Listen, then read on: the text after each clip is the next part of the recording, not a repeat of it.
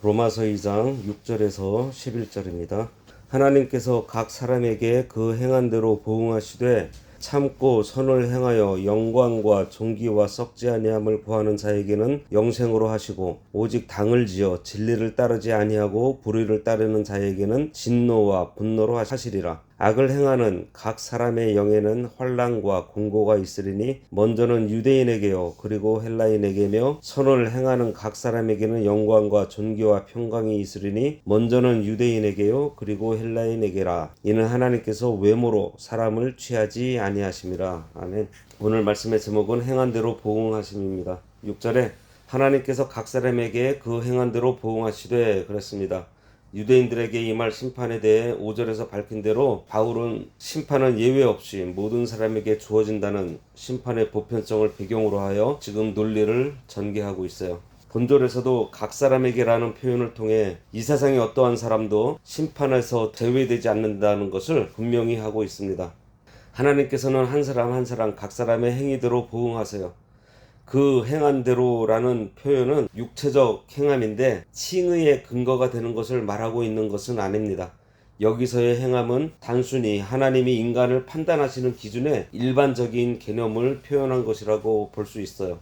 행위대로 보응하시는 것이 하나님의 공의입니다. 유다서 1장 14절에서 15절에 보면 아담의 7대 손 에녹이 이 사람들에 대하여도 예언하여 이르되 보라 주께서 그 수만의 거룩한 자와 함께 임하셨나니 이는 뭇사람을 심판하사 모든 경건하지 않은 자가 경건하지 않게 행한 모든 경건하지 않은 일과 또 경건하지 않은 죄인들이 주를 거슬러 한 모든 완악한 말로 말미암아 그들을 정죄하려 하심이라 그랬습니다. 하나님께서는 각 사람의 모든 행위를 다 알고 계세요. 뭇사람을 심판하신다는 것은 모든 사람을 심판하신다는 것입니다. 우리가 오늘 새벽 예배 시간에 이사야 9장을 보았는데요. 거기서 이스라엘에게 경고하실 때 보호를 받아야 할 고아와 과부도 그들이 죄를 범하여 타락하면 하나님의 진노의 벌을 받게 될 것을 말하고 있어요.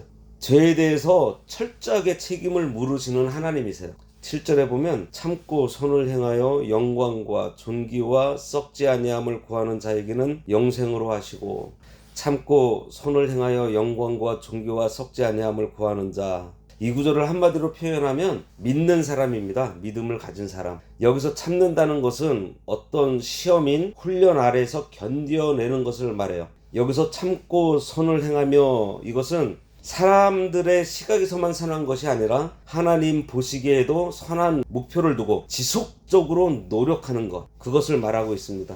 이러한 자가 구하는 영광과 존귀와 썩지 아니함은 영생의 특징입니다. 이러한 축복은 그리스도에 대한 믿음을 가진 자에게 보장된 것으로 마지막 심판의 날에 영혼과 육체에 최종적으로 충만하게 베풀어 줄 것입니다. 이것을 영화라 그러죠. 영생은 시간적으로나 공간적으로 영원하며 또한 풍성함이 보장된 하나님의 축복으로 죄의 결과인 사망과 완전히 대조되는 하나님의 은혜입니다. 여러분, 내가 구원을 받았는지 그리고 영생을 얻었는지 어떻게 알 수 있을까요? 제가 오늘 재밌는 얘기를 나눠봤습니다. 어느 분이 아니 하나님께서 아브라함에게 너의 자손이 이방에 가서 400년 동안 머무르다가 나오게 될 거라는 말씀을 하셨는데 정말 야곱 때에 요셉에 의해 아브라함의 후손들이 애굽으로 들어갔다가 400년 후에 나오는 것을 보면 하나님의 약속이 오랜 시간이 걸려도 이루어지는 것 같다라고 얘기를 하더라고요. 그래서 제가 한 가지 좀 상기시켜 드렸죠. 하나님께서는 아담에게 창세기 3장 15절에서 원시복음을 주시면서 예수 그리스도를 약속하셨는데 무려 4000년 지나서도 이루어졌다. 이렇게 얘기를 했죠. 그 얘기를 하다가 한 가지 의문이 생겼어요. 여러분도 함께 생각해 봤으면 좋겠습니다. 수천 년이 되어 이루어지는 약속이 짧은 생을 사는 나와 무슨 상관이 있을까? 그리고 왜 그 사실이 나는 믿어질까? 질문 드릴게요. 왜 믿어지는 것 같아요? 제가 생각을 해봤더니요. 내가 영생을 살고 있는 존재이기 때문에 믿어지는 거예요. 믿음의 결과가 뭐죠? 영생입니다. 영원한 생명이 나에게 있기 때문에 세상에서 아무리 오랜 시간이 걸리는 약속이라도 곧 이루어질 약속으로 믿어진다는 거예요. 이제 오늘 본문으로 돌아와서요. 오늘 본문을 잘못 이해하면 참고 선을 행해야 구원을 받아 영생을 얻는가?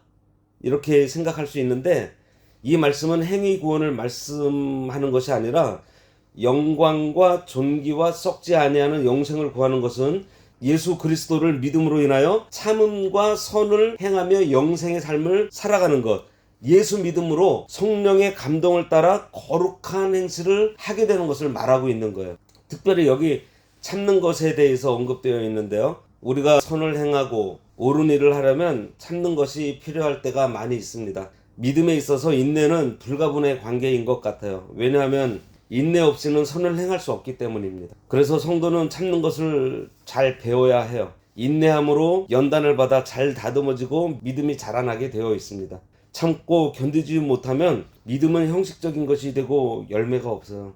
우리가 많이 경험할 겁니다. 예를 들어서 연초에 올해는 일독을 해야지, 성경 필사를 해야지. 그런데 인내하지 못하기 때문에 중간에 다 끊어지는 거예요. 그 시간이 비록 내가 피곤하고 또 바쁘고 여러 가지 이유들이 있겠지만은 우리가 인내하면서 하나님과 내가 성경 일독하는 게 다른 사람들하고 무슨 상관이 있어요? 하나님하고 나하고의 약속이잖아요. 그거에 대해서 내가 인내를 하면서 내가 끝까지 하는 겁니다. 하나님과 내가 약속을 하고, 하나님뿐만이 아니라 어떠한 일에 대해서도 내가 꾸준하게 인내하면서 그 일을 내가 해가면은 사실 10년 정도 지나면 그 일에 대해서 나는 박사가 되어 있습니다. 바로 그러한 것처럼 우리가 믿음 생활을 하는 데에도 이러한 인내가 필요합니다. 그러한 인내도 필요하고 또 어떤 트러블이 생겼을 때에도 믿음으로 인내하는 것들도 필요합니다.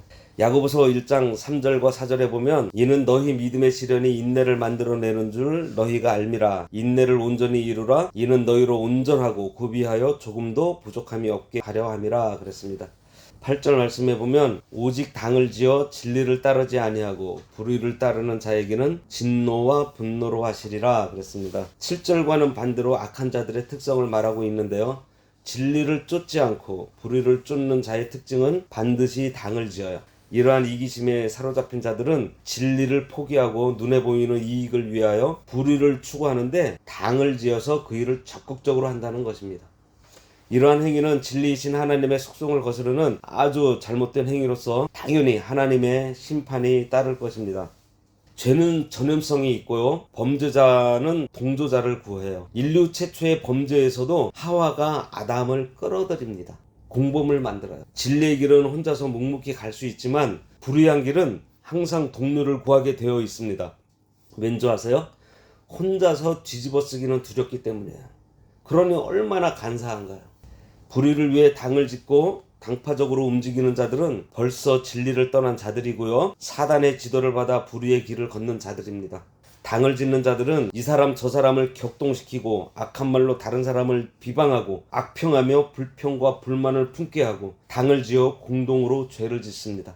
그들은 진리를 따르고 옳은 일은 하지 않고 어떻게 해서든지 권세를 잡아 자기들의 이익을 도모하고 자기들의 주장이 잘못된 줄 알면서도 고집과 의견을 주장하는 데에만 급급해요. 그래서 심령이 어두워 바른 것을 보지 못하고 부정과 불의한 일을 거침없이 하게 됩니다. 성도는 당을 만들지 말고 악한 일에 가담하지 않아야 돼요. 진리를 쫓지 않고 당을 지어 무리로 불의를 짓는 자들은 반드시 하나님의 진노의 보응을 받게 될 것입니다. 9절에 보면 악을 행하는 각 사람의 영에는 환난과 공고가 있으리니 먼저는 유대인에게요 그리고 헬라인에게며 그랬습니다. 악을 행하는 각 사람이라 그랬는데 여기에서 말하는 악은 복음을 거절하는 것입니다. 복음을 거절하는 유대인이나 헬라인이나 차별 없이 하나님께 벌을 받아 환난과 공고함이 있을 거라는 거예요. 여기 영이라고 되어 있는데 혼 또는 목숨이라는 뜻인데 여기에서는 속사람을 가리켜요. 악을 행하는 자는 외부적으로만 환난을 당하는 것이 아니고 속사람, 즉 내적 심령의 고통을 당하게 된다는 거예요.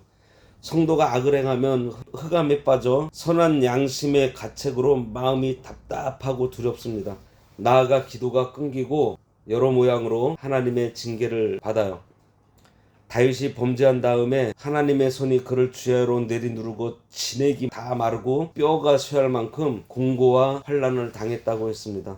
시편 32편 3절과 4절에 보면 내가 입을 열지 아니할 때 종일 신음함으로 내 뼈가 쇠하였도다. 주의 손이 주야로 나를 누르사오니 내 진액이 빠져서 여름 가뭄에 마른같이 되었나이다 하고 고백을 하고 있습니다. 여기서 환난은 죗값으로 하나님께서 주시는 것입니다. 사람이 절대 피할 수가 없어요. 하나님을 떠나 악을 행하는 자에게는 그 심령에 하나님의 간섭으로 인한 압박을 결코 피할 수 없습니다. 곤고하다는 것은 심령이 괴로워서 고통당하는 거예요. 전도서 1장 8절에 보면 모든 만물이 피곤하다는 것을 사람이 말로 다 말할 수는 없나니 눈은 보아도 족함이 없고 귀는 들어도 가득 차지 않는다 그랬습니다. 이것은 인간들의 범죄로 인해서 만물이 악에게 이용되어서 지금 피곤하다는 거예요. 만물도 이렇게 피곤한데 마귀에게 이용당하는 우리의 심령은 얼마나 공고하겠어요. 먼저는 유대인에게요, 그리고 헬라인에게로다. 유대인은 하나님을 먼저 알고 진리를 먼저 받았기 때문에 악을 행하면 환난과 공고와 징벌도 먼저 받아요. 그러나 헬라인, 즉 이방인들은 하나님도 모르고 성경 말씀도 알지 못하는 가운데 악을 행했기 때문에 유대인보다 나중에 환난과 공고를 당한다는 것입니다. 누가복음 12장 47절과 48절에 보면 주인의 뜻을 알고도 준비하지 아니하고 그 뜻대로 행하지 아니한 종은 많이 맞을 것이요 알지 못하고 맞을 일을 행한 종은 적게 맞으리라. 무릇 많이 받은 자에게는 많이 요구할 것이요 많이 맡은 자에게는 많이 달라 할 것이니라 고 말씀했습니다. 10절에 선을 행하는 각 사람에게는 영광과 존귀와 평강이 있으리니 먼저는 유대인에게요 그리고 헬라인에게라.